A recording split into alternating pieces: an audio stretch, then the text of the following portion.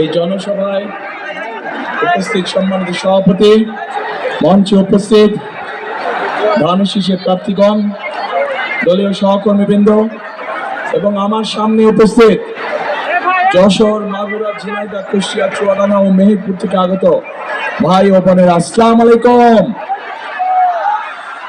আসসালামু আলাইকুম।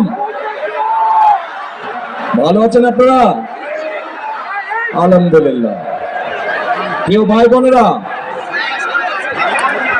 আজ আমরা এখানে সকলে একত্রিত হয়েছি আগামী 12 তারিখে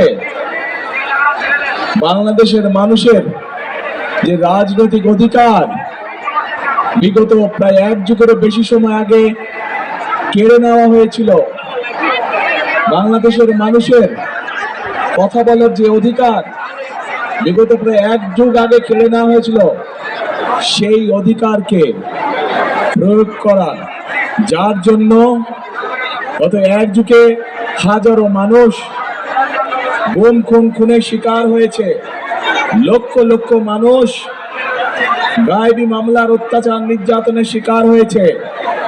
সেই অধিকার ইনশাআল্লাহ বাংলাদেশের মানুষ প্রয়োগ করতে যাচ্ছে,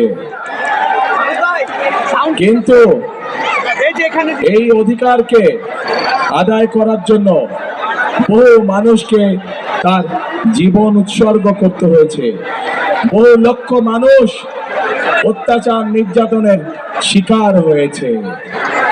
প্রিয় ভাই বোনেরা, 1971 সালে এই বাংলাদেশের বীর মুক্তিযোদ্ধারা যুদ্ধ করে জীবন বাজি রেখে লক্ষ শহীদের আত্মত্যাগের বিনিময়ে আমরা স্বাধীনতা অর্জন করেছিলাম। একইভাবে 2024 সালের জুলাই আগস্টে ছাত্র জনতার আন্দোলনের মাধ্যমে সেই স্বাধীনতাকে আমরা রক্ষা করেছি।